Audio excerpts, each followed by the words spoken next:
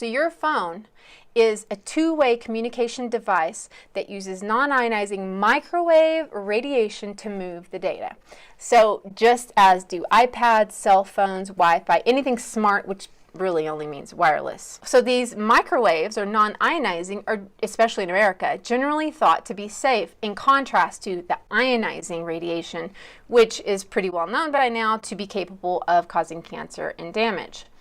Given that, let's keep in mind that our government-backed scientists and agencies have had a tendency to assure the public that many things were safe, only to find out quite the opposite.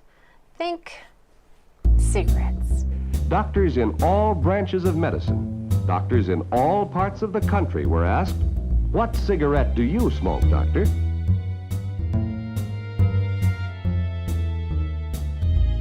Think DDT. It begins with the war-born development of DDT. This diabolical weapon of modern science saved millions of humans, but killed billions of insects. Man, with this newly discovered force, has at long last gained the upper hand in our age-old struggle. But the really sure kill feature of this insect killer isn't simply that it contains DDT, it's the way that it makes sure that bugs get the DDT that's in it. Think Agent Orange, think lead, think asbestos, the list goes on and on. So it's easy to see, with hindsight, this commercial as absurd. See how camels agree with your throat. See how mild and good tasting a cigarette can be. But I want to know what kind of products are being sold to us now that will down the road be proven to be incredibly dangerous. I'm Sharon Goldberg. I'm an internal medicine physician. I've practiced medicine for 21 years, and my background is mostly academic, internal medicine, hospital-based, clinical research, and medical education. I'm a certified Microsoft small business specialist. I worked on space station designing the cabling system for the airlock module, where I was responsible for EMI/EMC analysis, which is electromagnetic interference, electromagnetic compatibility. I am a professor in the Department of Epidemiology, Biostatistics, and Occupational Health, and I teach there both toxicology and health effects of electromagnetic radiation. My name is Daphne Tachover, and I'm the founder of an organization called We Are the Evidence. We are an organization that represents the many adults and unfortunately many children who have become very sick from wireless technology radiation. There seems to be a couple false Easter eggs being put out there right now. I want to make sure we dispel that right off the gate. The effects of wireless on health scientifically are very, very clear. So it's always pushed back to the definition of an acceptable level of radiation. And that's what this is, by the way. This is about radiation. Wireless radiation has biological effects, period.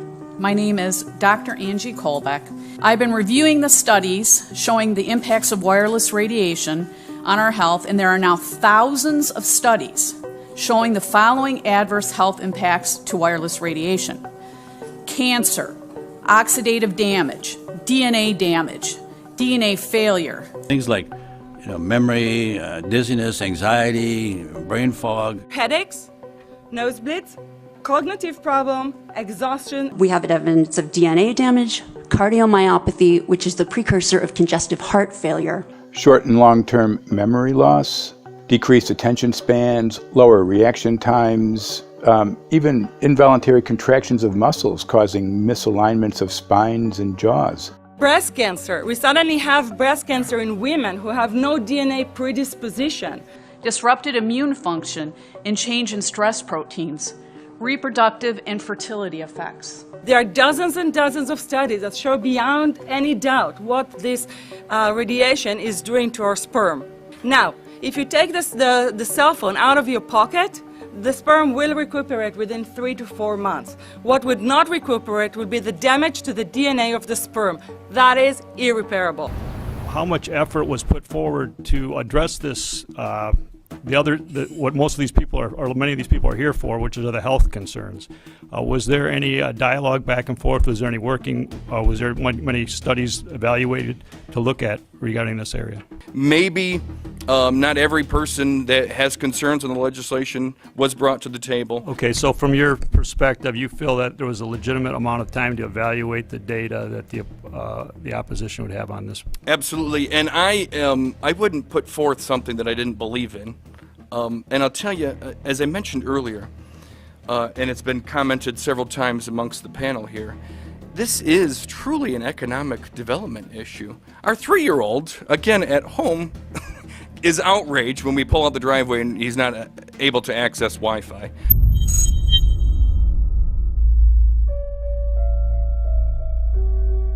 I think anyone who puts Wi-Fi into a school should be locked up for the rest of their life.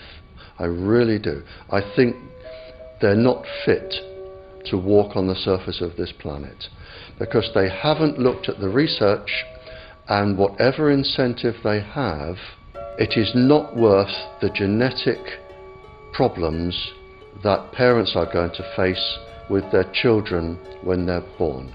France has banned Wi-Fi in nursery schools and put warnings out for regular schools because they're finding there's impaired learning capacity in children when they're around Wi-Fi.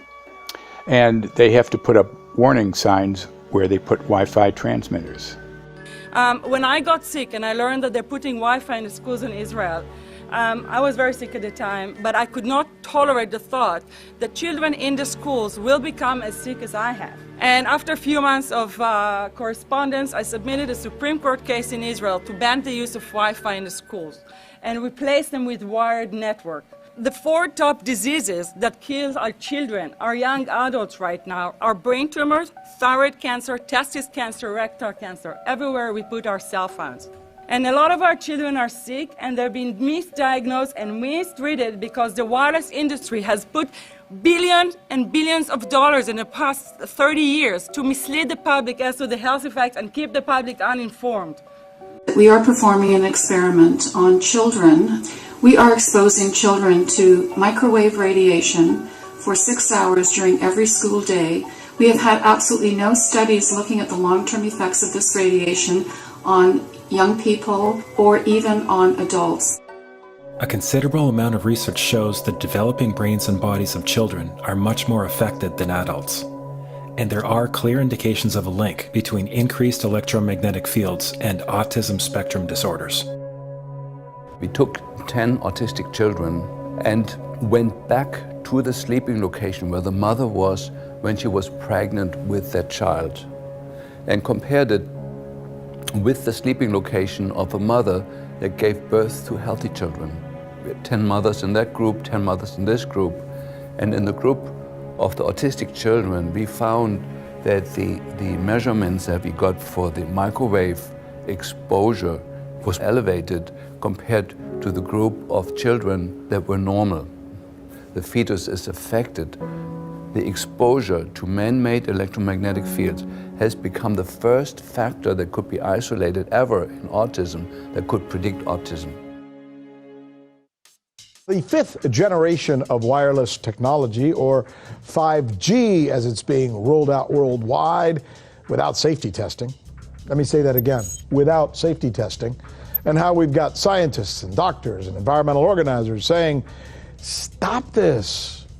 Because in terms of the effects of wireless radiation, the science is in. Wireless radiation can lead to cancerous heart tumors, brain tumors, DNA damage.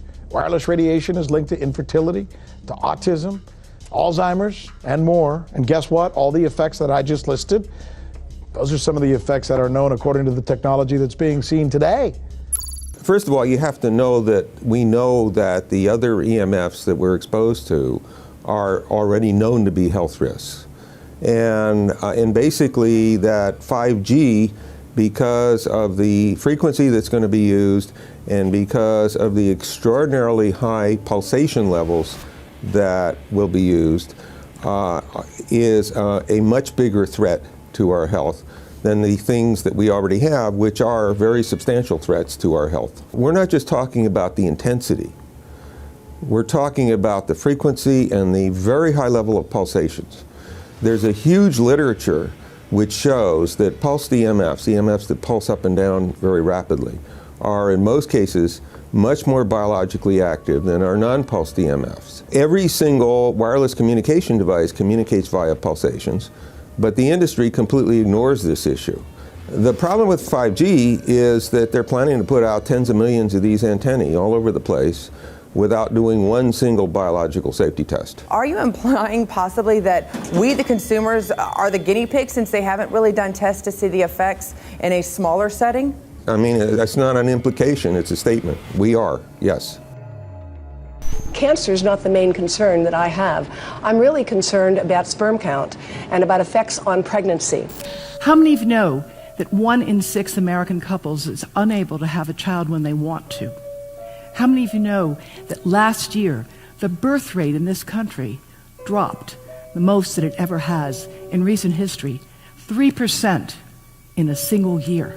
People look at the sperm, and people use cell phones, and the sperm, usually sperm swim, and they swim straight.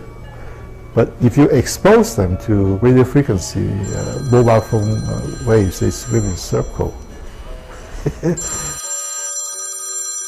Studies have been done here in Australia, taking sperm from healthy men. And one test tube gets exposed to cell phone radiation, and one test tube is not exposed to mobile phone radiation. And then the results are evaluated. And this is a measure of vitality. We measure how well the sperm swim. This is a measure of motility. This is a measure of mitochondrial DNA damage. They have 3 times as much damage on their DNA if they have been exposed to mobile phone radiation. The data on that are rock solid. Cell phones can damage sperm quantity and quality. We are seeing increases in brain tumors. We're seeing increases in Alzheimer's. We're seeing increases in all of the neurotransmitter diseases, ALS, Lou Gehrig's disease, Parkinson's. These are all disease systems that are known to be associated with low-level energy exposures. We talk about 24/7, around-the-clock exposure, wherever you are and your whole body. You never get away from it. And it seems from our studies that maybe your immune system can cope with for a time, but it will deteriorate. Then the irradiation will definitely damage cells at a deeper level, and the question is what will then happen? These are out of peer-reviewed papers, so these are not just hypochondriacs thinking that they're doing it. We're having real problems with this. This is no longer a subject for debate when you look at PubMed and the peer-reviewed literature. These effects are seen in all life forms: plants, animals, insects, microbes. So 5G is not a conversation about whether or not these biological effects exist. They clearly do. There is scientifically evidence that is so strong that you can be certain that the standards used by the FCC to manage health effects are wrong. We need to start measuring how much radiation are people being exposed to before we roll out 5G. There are 4 kinds of electromagnetic fields that we know are harmful to human health.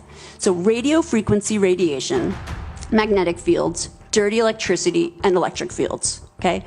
Our exposure, any given person, and all humans are affected by EMFs. What is our exposure in a day? It's not one cell phone. It's cell phones, it's multiple wireless networks, it's smart meters, it's cell towers. It's this sandwich, and it all adds up. So instead of a cell tower 1 mile or 2 miles from you and you still have cell phone service, we're going to have antennas every block, and some poor soul is going to have one mounted to a utility pole maybe less than 20 meters from their home. So this kind of, invasive bombardment with this many antennas, I mean, just in 1 square mile, if you do the math, 1 per block and 16 blocks per mile, that's about 250 antennas per square mile. The millimeter wave is untested. Former FCC Chairman Tom Wheeler openly said that they don't plan to test. We won't wait for the standards. It's such a perilous threat that it is almost impossible to imagine, let alone describe. When the 5G signature goes live, it will tap into a multitude of satellites which are in GeoSat orbit around the surface of the Earth. Millions of surface antennas will pick up that signaling and will then scatter the signaling into hundreds and hundreds of millions of different micro antenna systems set up on street lamps and even in your home, which you're not aware of incidentally.